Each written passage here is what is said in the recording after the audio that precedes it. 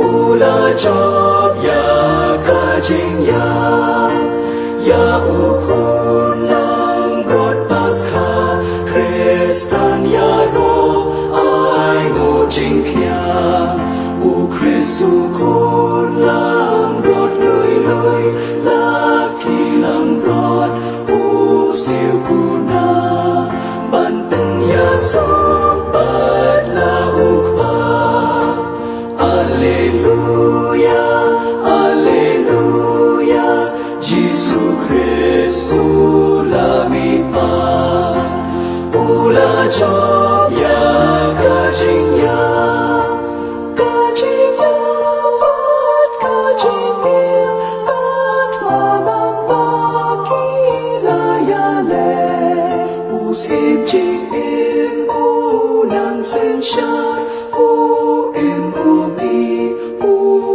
Shaya Ula job theo ya kajing ya Alleluia Alleluia Gesù Cristo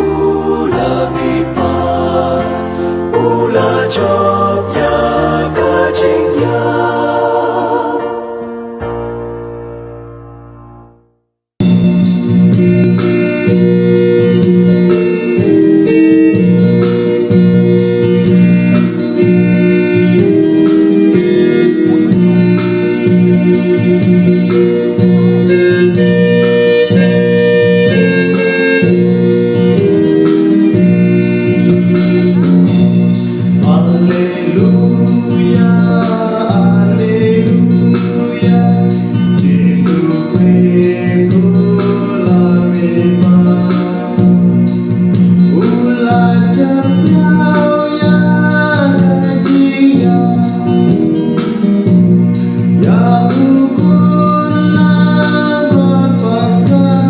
Kristen